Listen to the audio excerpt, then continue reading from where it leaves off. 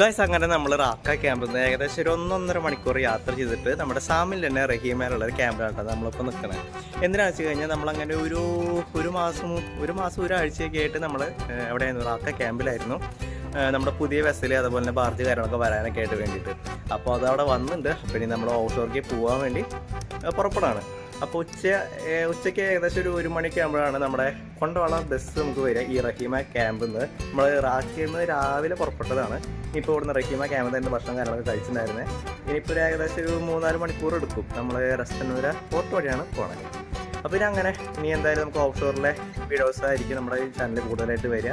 നമ്മളങ്ങനെ റഹീമ ക്യാമ്പിലേക്ക് എത്തിയിട്ടാണ്. അപ്പോൾ റഹീമ ക്യാമ്പിൽ മുന്നേ കണ്ട പോലെയല്ല, ഇവിടെ എന്തോ ഭയങ്കരമായിട്ട് കൺസ്ട്രക്ഷൻ വർക്ക് കാര്യങ്ങളൊക്കെ നടന്നുകൊണ്ടിരിക്കുകയാണ്. ഇതിൻ്റെ റോഡ് കാര്യങ്ങളൊക്കെ പൊളിച്ച് അത് ജസ്റ്റ് ഒന്ന് നവീകരിക്കാൻ തോന്നുന്നുണ്ട്. അപ്പോൾ അതിൻ്റെ കാഴ്ചകളാണ് നിങ്ങളിപ്പോൾ കണ്ടുകൊണ്ടിരിക്കുന്നത്. അപ്പോൾ അതിൻ്റെ ഭാഗമായിട്ട് അതിൻ്റെ ബാക്കിൽ കണ്ടൊരു മിഷൻ കണ്ട ആ മിഷൻ തന്നെ പൊളിച്ച് ആ മിഷനിലുള്ള ആ ഒരു ഈ റോഡ് പൊളിച്ച വേസ്റ്റ് കാര്യങ്ങളൊക്കെ ഉണ്ടല്ലോ, അത് കറക്റ്റായിട്ട് നമ്മുടെ ആ ലോറിയിലേക്ക് ലോഡ് ചെയ്യണതാണ് നിങ്ങളിപ്പോൾ കണ്ടുകൊണ്ടിരിക്കുന്നത്.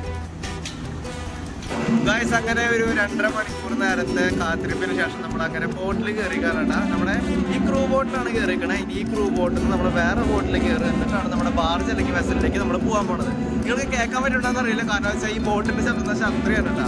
അങ്ങനെ നമ്മൾ കുറച്ച് നേരമായിട്ടുള്ള നമ്മുടെ റെസ്റ്റനൂര പോർട്ടിൽ നിന്ന് ഈ ബോട്ടിലേക്ക് കയറിയിട്ടുണ്ട്. ഞാൻ ഇത് കാണിച്ചു തരാം. ഇതാ കാണുന്നതാണ് നമ്മുടെ റെസ്റ്റനൂര പോർട്ട്. അവിടെ വീഡിയോ കാര്യങ്ങളൊന്നും എടുക്കാൻ പറ്റില്ല, ഒരു റെസ്ട്രിക്റ്റഡ് ഏരിയ ആണ്. പിന്നെ അതേപോലെ സെക്യൂരിറ്റി കാര്യങ്ങളൊക്കെ ഭയങ്കര ടൈറ്റ് ആണ്. അതേപോലെ ഭയങ്കര ചെക്കിങ് കാര്യങ്ങളൊക്കെ ഉണ്ടായിരുന്നില്ല. ചെക്കിങ് ഒക്കെ കഴിഞ്ഞതിന് ശേഷമാണ് ഞങ്ങളോട് ഈ കടത്തി വിടുന്നത്. ഏകദേശം 1.5 മണിക്കൂർ ചെക്കിങ് കാര്യങ്ങളൊക്കെ ഉണ്ടായിരുന്നു. അപ്പോൾ അങ്ങനെ നമ്മുടെ ബോട്ടിലേക്ക് ഒരു 3 മണിക്കൂർ 2 മണിക്കൂർ യാത്രയുണ്ട്. ഇനി അത്രയും നേരം നമ്മൾ ഈ കടലിൻ്റെ ആയിരിക്കും ഉണ്ടാവും. നമ്മളിപ്പോൾ പോകുന്നത് ചെറിയ ബോട്ടാണ്. ഈ ബോട്ട് എന്ന് വെച്ചാൽ ഭയങ്കരമായിട്ട് ആടുണ്ട് കേട്ടോ. പിന്നെ കേൾക്കാൻ പറ്റുന്നതെന്ന് അറിയില്ല, അല്ലാതെ സെപ്പറേറ്റ് ഓടി കൊടുക്കേണ്ടി വരും എന്ന് തോന്നുന്നു.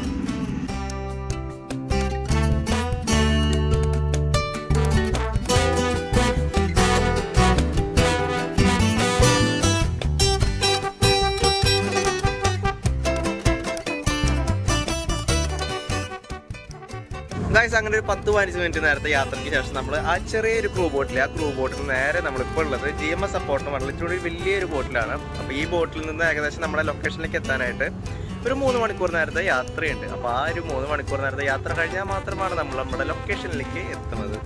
ഓക്കെ, ആ ഒരു ഓഫ് ഷോറിൽ നമ്മുടെ പുതിയൊരു ബെനിയാസ് എന്ന് പറഞ്ഞ ഒരു ബാർജ് നമുക്ക് ഉണ്ട്. ബെനിയാസ് എന്ന് പറഞ്ഞ ഒരു ബാർജാണ് ഇപ്പോൾ വന്നിട്ടുള്ളത് പുതിയതായിട്ട്, ഒരു 4 കാലം നിൽക്കുന്നത്. ഞാൻ എന്തായാലും ഈ ഒരു വീഡിയോയിൽ ഞാൻ കാണിച്ചു തരാം. ഓക്കെ, ഇപ്പം എന്തായാലും നമ്മൾ ഇതിലാണ് യാത്ര ചെയ്യണത്. ഇതാണ് നമ്മുടെ GMS സപ്പോർട്ടറിൻ്റെ ആ ഒരു കാഴ്ചകൾ എന്നൊക്കെ പറയണത് കേട്ടോ. ഇത് നമ്മുടെ ഈ ബാക്കിൽ കാണുന്നത് ഇത് നമ്മുടെ മസ്റ്റർ സ്റ്റേഷനാണ്. പിന്നെ ഇതിൻ്റെ മുകളിൽ നമുക്ക് റൂമുകളൊക്കെ ഉണ്ട്. അതായത് ഗസ്റ്റിനൊക്കെ താമസിക്കാനുള്ള റൂമുകൾ കാര്യങ്ങളൊക്കെ ഈ മുകളിലാണ് കേട്ടോ വരുന്നത്. പിന്നെ എന്താണ് ചുറ്റും നമ്മുടെ ഇങ്ങനെ കടലാണ് കേട്ടോ. കടലിങ്ങനെ പരന്ന് കിടക്കുകയാണ്. കടൽ എന്ന് പറഞ്ഞാൽ കടൽ കണ്ട് ഇങ്ങനെ മടുത്തിരിക്കുകയാണ്.